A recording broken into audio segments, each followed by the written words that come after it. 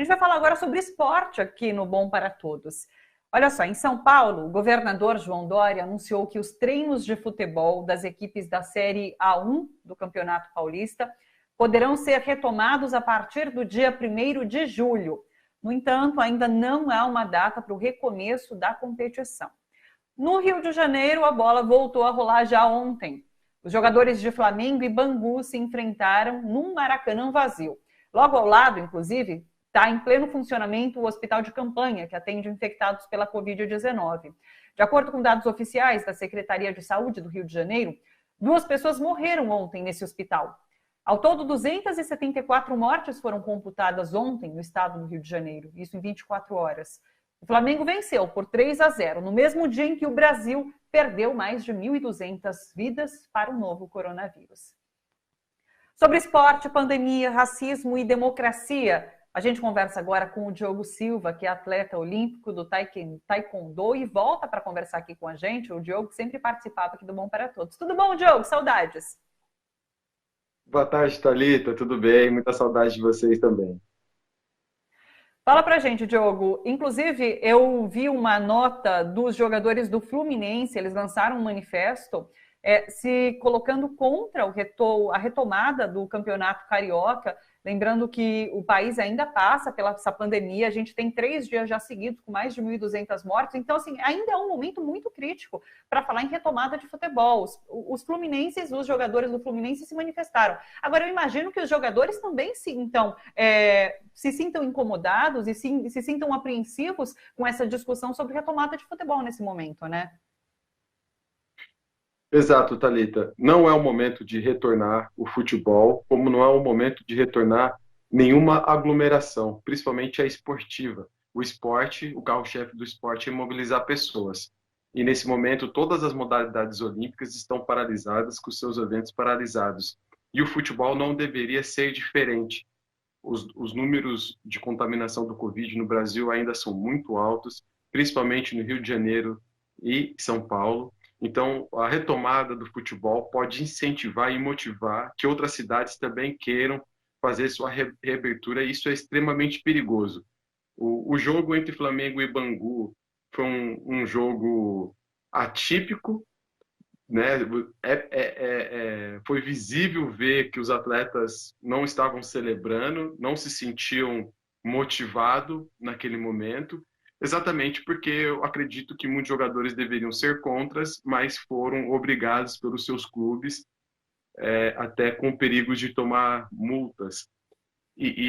O Fluminense, assim como outras modalidades esportivas, assim como outros grupos do futebol, não querem o retorno, mas nós vamos pensar no Rio de Janeiro, que tem o Crivella como prefeito, o Wilson Witzel como governador.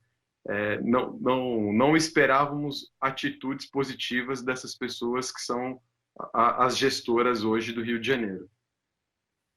Inclusive, a gente conversou aqui na segunda-feira com o Juca Kfouri, com membros do Democracia Corintiana, do movimento da torcida do Corinthians, e eles falavam que a retomada do futebol nesse momento também implica os trabalhadores desses clubes estarem ali em contato com pessoas que não sabem se contaminadas ou não, e depois voltando para casa e podendo levar essa contaminação, né? Então tem essa questão também dos trabalhadores, não é só o atleta que está ali, mas tem muito trabalhador que é necessário nesse momento de retomada, por exemplo, no Maracanã de um jogo, né? Então precisa se pensar nessas pessoas também.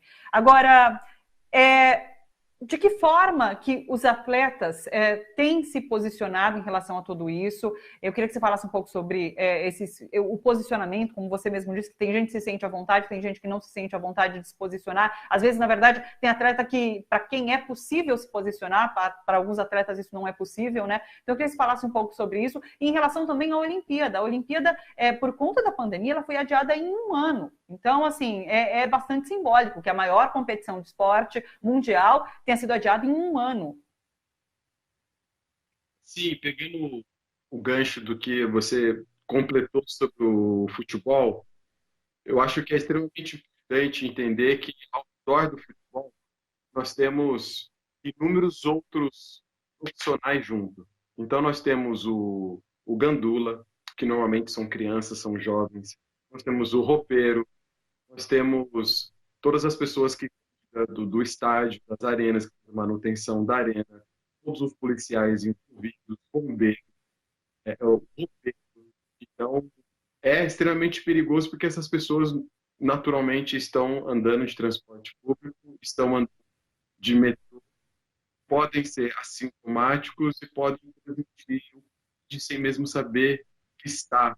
Então, vai ter um cuidado muito grande com o jogador de futebol, ele é atleta, então ele será feito inúmeros testes, mas esses testes acredito que não será tão efetivo em todas as outras pessoas que trabalham ao redor do futebol. Contando também com jornalistas esportivos que fazem a cobertura dos jogos, que teve um número muito reduzido nesse jogo do Flamengo, porque eles já sabem do tamanho do risco. Sobre todas as manifestações esportivas que vem acontecendo, criado um grupo chamado Democracia. Dentro desse Espera um existem minutinho, Diogo. Eu atletas pelo sei, você Brasil que soltou, são uma você soltou um organização lado do mais fone e política. eu acho que o seu microfone caiu e ficou muito longe da sua fala. Coloca um pouquinho mais para perto o microfone. Agora vocês estão me escutando bem? Não sei se era a conexão ou era o microfone, mas agora melhorou. Continue, por favor. Ótimo. Foi criado o Esporte pela Democracia, que tem uma célula dentro da origem da democracia corintiana, Vladimir, Sócrates, Casagrande, e Atletas pelo Brasil, que é uma organização mais política, que está à frente de plataformas como a melhoria da Lei Pelé, como um terço da representação esportiva de cada confederação brasileira ter um representante dos atletas com direito a voto. Então, isso são algumas vitórias que Atletas pelo Brasil tiveram, e essas células que viviam sempre separadas hoje estão se unindo, né? E aí ganhou o nome de Esporte pela Democracia. E foi observado que muitos atletas, né? Quando a gente pensa no atleta, a gente também pensa que ele é a grande massa da população brasileira, que é negra, que é periférica, e ela está dentro do futebol, ela está dentro das modalidades esportivas, das modalidades olímpicas.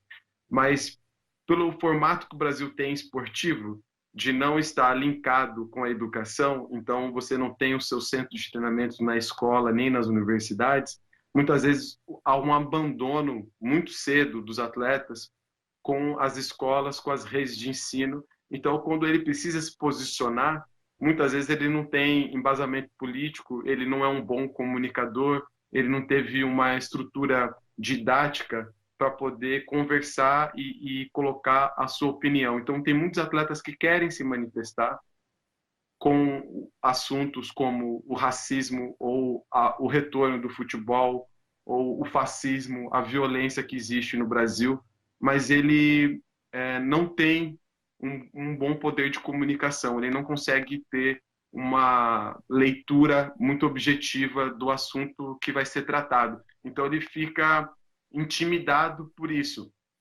E outros que querem se manifestar também, eles são pressionados pelas gerências dos seus clubes, dos seus times, das suas organizações esportivas. O próprio COI, que é o Comitê Olímpico Internacional, que é o maior órgão esportivo que existe no Brasil, no mundo, deu declarações na semana passada que iria proibir atos políticos dentro dos Jogos Olímpicos. Então, isso faz que todas as cadeias esportivas, como o Comitê Olímpico Brasileiro, confederações, federações, também sejam reativos, né? Também pensem igual. Então, é uma discussão, um diálogo muito profundo, que a mobilização desse momento está possibilitando que todos esses atletas se sintam mais seguros em se manifestar e que nós precisamos orientar e instruir esses atletas que queiram fazer essas manifestações. Você chamou atenção sobre essa questão do esporte pela democracia, está muito atrelado com o combate ao racismo, né? Inclusive, esse manifesto deixa isso bastante claro. Eu queria, inclusive, fazer um comparativo, se você me permite, com o posicionamento de atletas depois que o George Floyd foi morto lá nos Estados Unidos e alguns atletas, inclusive, participaram de manifestações de rua. E aqui no Brasil, eu sei que quem foi bastante criticado nesse momento por, inclusive, não ter se posicionado foi o Neymar, o jogador de futebol, né? Então, assim, qual é a consciência do atleta nesse momento? Como você acha que ele deve se posicionar, de fato? É exigido ou é interessante que o atleta se posicione nesse momento? Eu tive uma conversa recente com o goleiro Aranha, que jogou em grandes times aqui no Brasil e que, infelizmente, também aconteceu com ele um ato público que marcou as arenas esportivas num jogo contra o Grêmio, né, da torcida do Grêmio ofendendo ele de macaco na arena esportiva. E ele fala de como era o atleta, jogador de futebol no Brasil, que tinha uma visão que o importante, o objetivo era jogar bola e não estar tão ciente ou consciente de toda a sociedade no qual ele vive. Nós vamos pensar que no futebol, nós vamos pensar primeiro Estados Unidos e Brasil, né? O Brasil é uma democracia muito mais jovem do que os Estados Unidos. A segunda coisa é que os Estados Unidos teve o apartheid. O que é o apartheid? É que pessoas pretas não podem dividir o mesmo espaço que pessoas brancas. No Brasil, a gente não teve esse apartheid. Então, como lá eles já sabiam que eles não eram aceitos, a população preta já sabia que não era aceita, eles já começaram, há muitos anos atrás, a criar políticas públicas ou a criar projetos para desenvolver a educação daquela população que não é incluída no seu sistema educacional americano. O Brasil, a gente viveu durante muitos anos na sombra da democracia racial. O que é a democracia racial? Que somos todos iguais. Então, nós somos de uma mistura no Brasil interracial. Em muitas famílias brasileiras se tem a presença negra e branca. Então, por esse motivo, essas discussões nunca eram feitas em casas. Da mesma forma, ela nunca foi feita também nas escolas e também nas universidades e também na sociedade. Então, o brasileiro ficou muito atrasado para poder perceber aonde estava o racismo e de que forma ele agia. Hoje, nós já sabemos que a nossa população já sabe.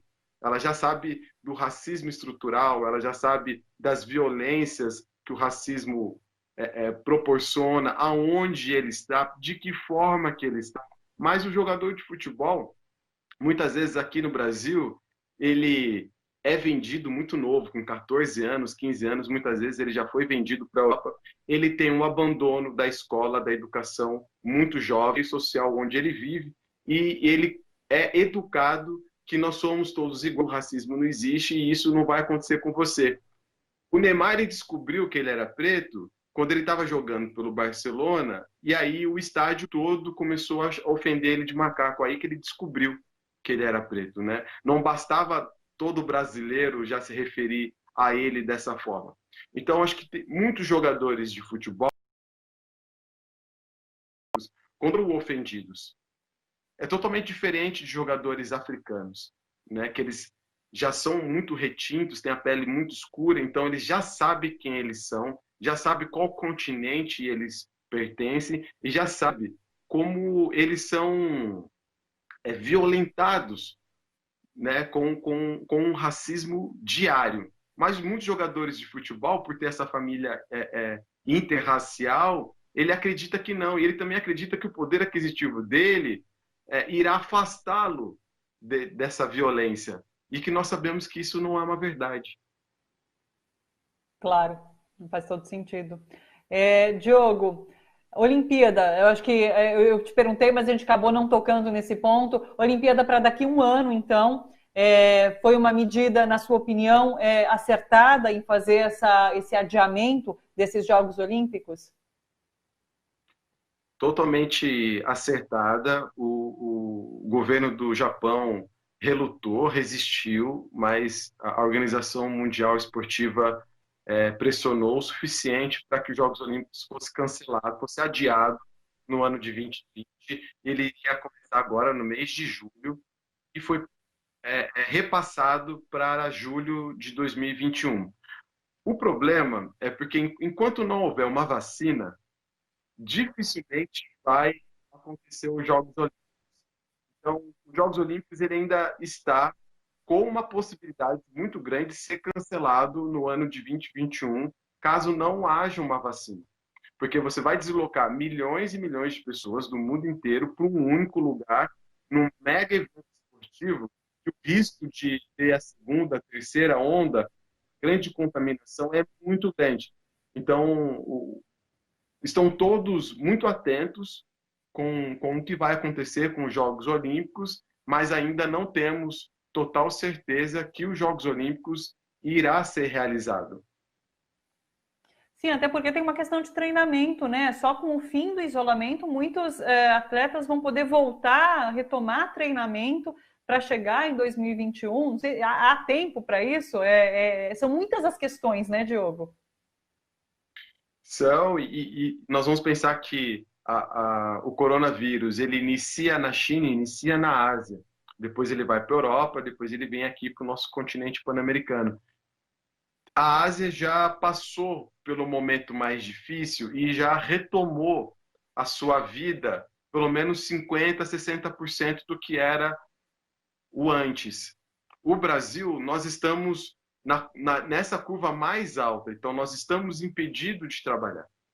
Então, num comparativo esportivo, ele é desleal, porque um grupo já pode estar trabalhando, já pode estar treinando, e também desses países que são mais capacitados de organizar, de ter uma higienização melhor do ambiente de treino, de ter o controle da saúde, de fazer teste, de ter teste em massa para todos os grupos esportivos e para todas as pessoas que trabalham, que no Brasil nós não temos essa segurança. Então, é uma discrepância muito grande e eu acho extremamente difícil que os Jogos Olímpicos seja realizado com esse modelo. Os atletas brasileiros não estão conseguindo treinar. Há 3 meses, há 90 dias, eles estão sem poder concentrar de fato no seu treinamento. O treinamento de uns Jogos Olímpicos ele é extremamente complexo, ele é matemática pura, então é tudo calculado para que no dia do evento o atleta esteja 100% preparado.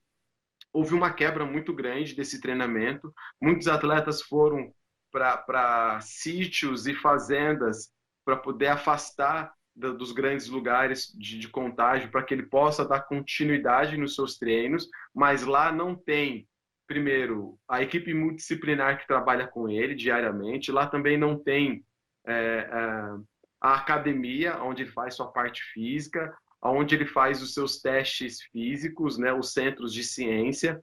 Então, ele está fazendo apenas uma manutenção do seu treino, mas o foco da alta performance praticamente não está existindo no Brasil nesse momento. Puxa vida, se pensar nesses esportes de contato, realmente é difícil avaliar como isso vai continuar a acontecer, a não ser, como você disse, se houver uma vacina até então, bem antes disso, na verdade, para dar tempo de treinar e competir. Diogo, obrigada demais pela participação, é sempre um prazer conversar com você, estava com saudades, um beijo grande e até uma próxima. Um grande prazer, Thalita, e as pessoas que querem conhecer mais o Esporte pela Democracia, tem um site, esportepelademocracia.com, vocês podem entrar no site que lá tem um manifesto, tem as pessoas que já assinaram o manifesto e os participantes dessa organização que está no combate do racismo e do fascismo.